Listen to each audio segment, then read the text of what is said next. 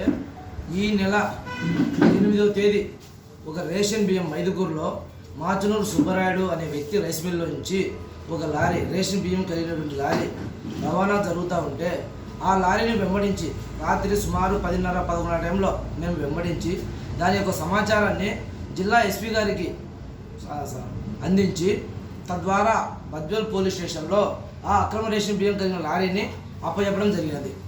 దానికి మేము అక్కడ పోలీసు వారికి దాని గురించి చెప్పి స్టేషన్లో అప్పచెప్పాము. దాని ప్రతిఫలంగా మేము రేషన్ బియ్యాన్ని కలిగిన లారీని పట్టించినందుకు సూసిరెడ్డి ప్రసాద్, మాచనూరు సుబ్బరాయుడు అనే ఇద్దరు వ్యక్తులు ఈ రైస్ మిల్ ఓనర్లు వారి యొక్క డ్రైవర్ సహాయంతో మేము ఈ నెల 8వ తేదీ జరిగితే ఈ నెల 25వ తేదీ బద్వేల్ పిఎస్లో పోలీస్ స్టేషన్లో మా మీద అక్రమంగా కేసు బనాయించారు. బ్రహ్మంగారిపేట పిఎస్లో ఎస్ఐ చంద్రశేఖర్ గారి సహాయంతో మా మీద అక్రమ కేసు బనాయించారు. దానికి మమ్మల్ని ఈ నెల 25వ తేదీ విచారణ పేరుతో పిలిపించి బ్రహ్మంగారిపేట పోలీస్ స్టేషన్లో గత 3 రోజులుగా మంగళవారం, బుధవారం, బేస్తవారం 3 రోజులుగా మమ్మల్ని విచారణ పేరుతో 3 రోజుల స్టేషన్ పిలిపించి విచక్షణారహితంగా ఏంరా మీరెవరు రేషన్ బియ్యాన్ని లారీని పట్టించడానికి, మీకేం సంబంధము, మీకేం హక్కు ఉంది పట్టించడానికి అని చెప్పి విచారణ పేరుతో 3 రోజులు మమ్మల్ని పోలీస్ స్టేషన్లో పెట్టి విచక్షణారహితంగా కొట్టడం జరిగినది. దానికి ప్రతిఫలంగా ఇతనికి పోలీసు వారు ఇచ్చిన బహుమతి చేయి విరగడం జరిగినది. 8వ తేదీ జరిగితే 25వ తేదీ ఎందుకు కంప్లైంట్ ఇవ్వాలా? మరి మంచి బియ్యం అయితే ఆ రోజే చేయొచ్చు కదా. మరి బద్వేల్ పోలీస్ స్టేషన్లో మేము లారీ అప్పచెప్పినాము, మేము థెఫ్ట్ చేసినాము, లారీని ఆపి డ్రైవర్ దగ్గర సెల్లు తీసుకుని డబ్బు డిమాండ్ చేసినప్పుడు బద్వేల్ స్టేషన్లో 8వ తేదీ ఎందుకు మీరు కంప్లైంట్ ఇవ్వలేదు? 25వ తేదీ బ్రహ్మగారి ఎందుకు ఇవ్వాల్సింది వచ్చింది అంటే దీని వెనుక ఏముందో ఏదో మాత్రము ఇది దీంట్లో నిజం ఎంత అబద్ధం ఎంత అనేది మీరే తేల్చాలి. మరి ఈ మిల్లులు దీంట్లో వ్యాపారం అక్రమం కాదు సక్రమం అన్నప్పుడు మీరు ఇన్ని రోజులు ఇప్పుడు గత 8వ తేదీ నుంచి ఈ రోజు వరకు ఎందుకు మిల్లులు తెరచడం లేదు? మరి మీరు చేసేది సన్న బియ్యం అన్నారు కదా, వ్యాపారము జీలకర్ర మసూరు అయ్యన్నారు కదా, రేషన్ బియ్యం కానప్పుడు మీ మిల్లులో వడ్లకు వచ్చేసి 2%, బియ్యానికి వచ్చేసి 1% ట్యాక్స్ కట్టాలా? మరి మీరు ఏమైనా కడతారా? ఈ ట్యాక్స్ అంతా బయటికి తీయండి ఒకసారి. గవర్నమెంట్ అధికారులు ట్యాక్స్ తీయండి, ఎంత కడుతున్నారని.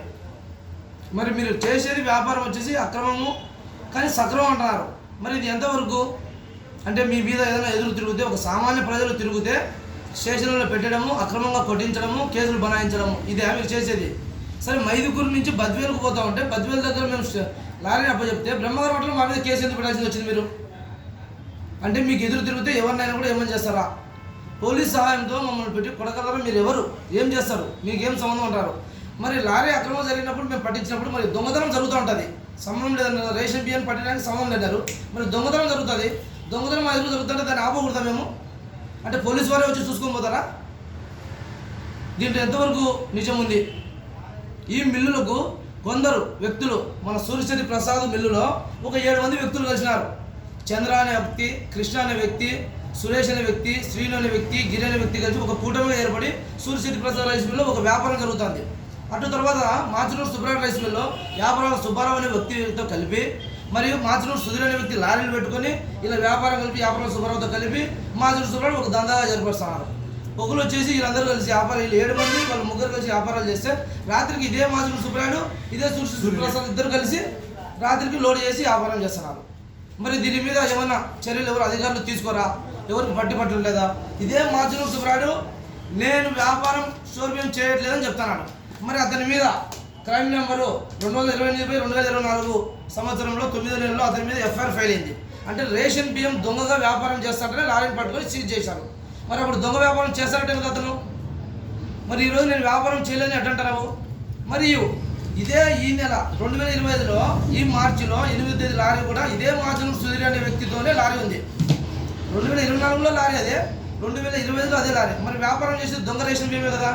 పేరుకేమో జిల్లా బీజేపీ జిల్లా కన్వీనర్, అసెంబ్లీ కన్వీనర్ హోదా, పదవులేమో అలంకరణ, లోపల చేసే వ్యాపారమేమో దొంగ వ్యాపారాలు, దొంగ రేషన్ బియ్యం, దొంగ రేషన్ వ్యాపారం చేయడము, వ్యాపారాలు చేయడము. మరి ఇది ఎంతవరకు నిజము? రేషన్ బియ్యం అక్రమం చేయొచ్చా? మన మోడీ గారు ఏమని చెప్పారు? పేదలకు బియ్యం పంపిణీ చేస్తున్నారు, ఎంతోమంది నిరుపేద ప్రజలకు బియ్యం పంపిణీ చేస్తున్నారు. అదే ఉచిత రేషన్ బియ్యాన్ని మీరు 100లకు 1000లో చేసుకుని లక్షల ఆదాయం లబ్ధి పొందుతున్నారు. రేషన్ బియ్యము మీరు తోలుకోవచ్చు. మీకు ఏమన్నా బీజేపీ పదవిలో ఉండమని గవర్నమెంట్ ఏమన్నా మీకు ఏమన్నా అధికారం ఇచ్చిందా? రేషన్ బియ్యాన్ని అమ్ముకొని తినొచ్చని అధికారం ఇచ్చిందా? మరి ఇదే మిల్లులు ఈ రేషన్ బియ్యం వ్యాపారం చేయక ముందు మీ ఆస్తులు ఎంత? మీ దగ్గర ఆస్తులు ఎంత ఉన్నాయి ఆ రోజు? ఒక 10 సంవత్సరాల కింద మీ ఆస్తులు ఎంత? ఈ రోజు ఈ రేషన్ బియ్యం వ్యాపారం చేసిన తర్వాత మీ ఆస్తులు 100 కోట్లకు చేరినాయి. ఏ విధంగా చేరినాయి అంటే అప్పుడు మీరు అక్రమం చేయట్లేదు, సక్రమమే చేస్తున్నారు. మరి సక్రమం చేసినా మీరు ట్యాక్స్ ఎంత కడతారు? గవర్నమెంట్ చెస్ రూపంలో మేము వడ్లే ఆడిస్తున్నాము, సన్నాలు ఆడిస్తున్నాము కదా, రేషన్ బియ్యం చెల్లింది కదా, మరి మీరు గవర్నమెంట్కి ఎంత ట్యాక్స్ కడుతున్నారు? చెస్ రూపంలో మార్కెట్ యార్డ్కి ఎంత కడుతున్నారు? ఒకసారి అది తీయండి. మా మిల్లు బిల్లు ఓన్లీ వడ్లే ఆడుతున్నాను కదా, వడ్లు ఆడినప్పుడు మరి ఎక్కడ మీ మిల్లు వచ్చి ఒక పొట్టు లారైనా బయటకు వస్తుందా? ఒక బియ్యం లారీ ఏమైనా బయటకు వస్తుందా? రావట్లేదు. నిత్యం 100 ఆటోలు మీ రేషన్ మిల్లులోకి ఓన్లీ రేషన్ బియ్యం మాత్రమే ఆటోలోకి పోతా ఉంది. ఆటోలు కొన్ని 100 ఆటోలు రోజు పోతున్నాయి. ఒక సీసీ కెమెరా తీయండి, చుట్టూ ఉన్నాయి కదా, మైదుకూరు టౌన్లో చుట్టూ రేషన్ సక్కగా ఉన్నాయి కదా, ప్రతిదీ ఉంది. మరి మీరు మేము దొంగలం కాదన్నారు కదా, మరి దొంగ బియ్యం పట్టించినందుకు మేము దొంగలము అని మమ్మల్ని ముద్ర వేశారు. అంటే దొంగ బియ్యం పట్టిస్తే మేము దొంగలం అవుతామా? అంటే మీరు దొంగ బియ్యం వ్యాపారం చేస్తే దొంగలు గారు, దొంగ బియ్యం పట్టిస్తే దొంగలం అవుతాం. దాని ప్రతిఫలం ఇదో ఈ చెయ్యి కొట్టి విచక్షణ కొట్టి మమ్మల్ని పెట్టారు. అసలు ఏం సంబంధం? బ్రహ్మంగారి మఠం పిఎస్కు మైదుకూరులో బద్దలు దొరికితే ఏం సంబంధం? అసలు మీరెవరు మమ్మల్ని కొట్టడానికి?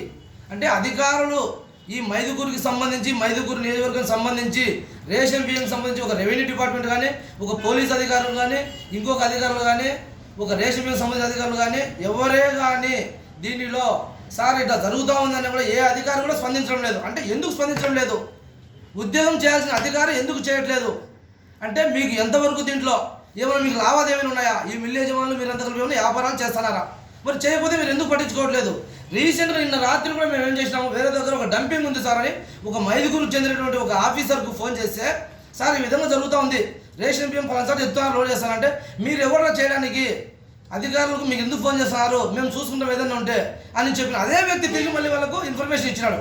చేస్తే అదే లోడ్ అయ్యేబండి అన్లోడ్ అయింది. అప్పుడు ఇక అధికారులకు మిల్లు యజమానులకు ముగ్గురు కలిపి, అధికారులు యజమానులు కలిపి వ్యాపారం చేస్తున్నారు. మరి ఇదే ఎక్కడెక్కడో బియ్యం పట్టుకుంటారు.